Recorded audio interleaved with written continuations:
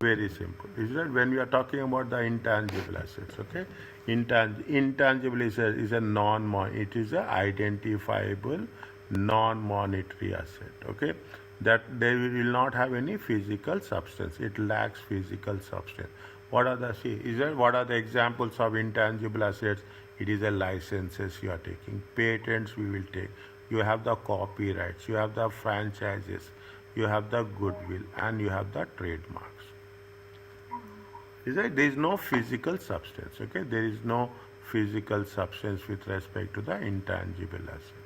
Is that there are some, what are the things? There is a externally acquired intangible assets. External items, goodwill is separate. We will not include goodwill. This is the same formula, same process with IFRS and GAAP also. In IFRS also, we exclude the goodwill. Is that are initially recognized at acquisition, okay? Plus any additional costs such as legal fees. What is the externally acquired intangible asset other than if you are talking about trademark licenses, you are talking about franchises, you are talking in terms of patent, means whatever the cost we have paid on that cost will be recognized. And any additional cost, some as a legal fees, we will add it. Whereas this is the external, little bit more sensitive. You have internally developed intangible assets are recorded initially at the amount of additional cost other than for research and development. See, internally generated in the gap, is it right? In the gap in IFRS, internally generated goodwill is not recognized, whereas in the gap, internally generated intangible asset, excluding goodwill, they are treating goodwill. They are excluding the goodwill. Goodwill has a separate treatment. Okay, sir? They will have a separate treatment for the goodwill. Are recorded initially at the amount of any additional cost other than research and development.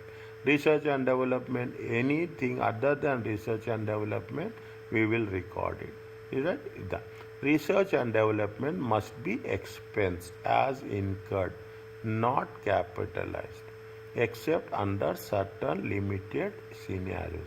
What is the concept of research? If we are spending any amount on research and development, if you are spending any amount of research and development, it has to be expensed as incurred, subject to some conditions, okay? Subject to condition. There are some specific rules for research and development. Okay, externally acquired intangible assets will be recorded at acquisition. Okay, internally developed intangible assets other than goodwill recorded at the amount of any additional cost. Whereas research and development must be expensed. When you are saying it is going to be expensed, it should be in the income statement, profit and loss. Okay, in the income statement, it is going to be the debit.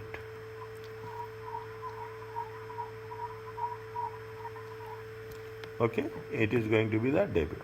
Now, what they say, now they gave you the thing. A company invested 200,000 and 300,000 in the research phase and the development. 200 in the research, is it? 200 in the research and 300 in the development. Is it? An phase, respectively, of an internal generated patent.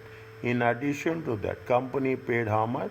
10,000 and 15,000 for the legal fees, okay, for the registration and layers. How much you have to record the patent? The patent recorded at the amount of incidental cost. 10,000 is for the 10,000 is the patent and 15,000 is the legal fees. The amount paid for research and development must be expensed as incurred and never capitalized into the cost. How much we have spent? We have spent initial. This is the incidental cost. This has this cost. Is it right? This cost has to be expensed. When they say it is going to be expensed, it is going to be in the income statement.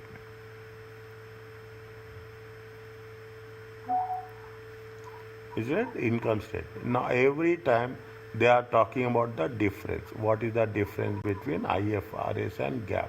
IFRS differences related to accounting for intangible as well as research and development. In IFRS, research and development is different. Research has to be expense, development has to be capitalized. Okay, development has to be capitalized. That is the rule of the IFRS. Always keep it in mind. This is the most important difference. This is where we have to be focused. Always you have to say what is the difference between IFRS and the GAAP. Okay. Now, intangible asset with finite useful life. You see that? I told you when it is a finite useful life, it is going to be amortized. Infinite life, it is a impairment. An intangible asset with a finite useful life amortized to the entity over its useful life. If there is, this is the rule. If it is have a finite useful life, means you know the life of the intangible asset, then you have to be amortized. Is it? You have to be amortized. It automatically what will happen? Your intangible asset will decrease. It is going to be expense. It is that if if it is expense, what will happen? Your profits will decrease.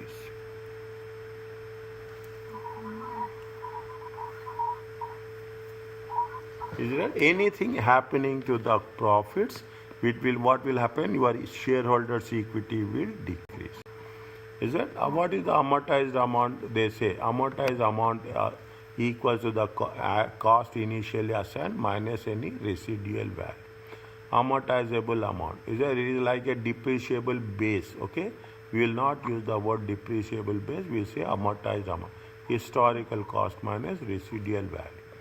Is that the amortization methods are similar? It is similar to the depreciation methods. Is it? Also here for the method.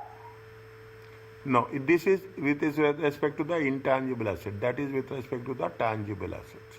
Okay, that is with respect to the property. This is different. That is different. Don't mix it up.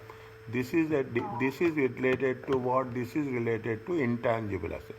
That is related to the tangible assets. Okay, that is. Don't mix it up. Don't never mix it up. The carrying amount of the intangible with the finite useful life equal to historical cost minus accumulated amortization. And if there is any impairment losses, we have to deduct it. Is it? Now, what will happen? There is a concept. Is it? There is a concept of impairment test. Is it? There is a concept of what is the impairment test? Impairment means every year we should know whether the value of the intangible asset is decreasing or not. See, what will happen? Your performance is good. Is it? Your brand value will increase.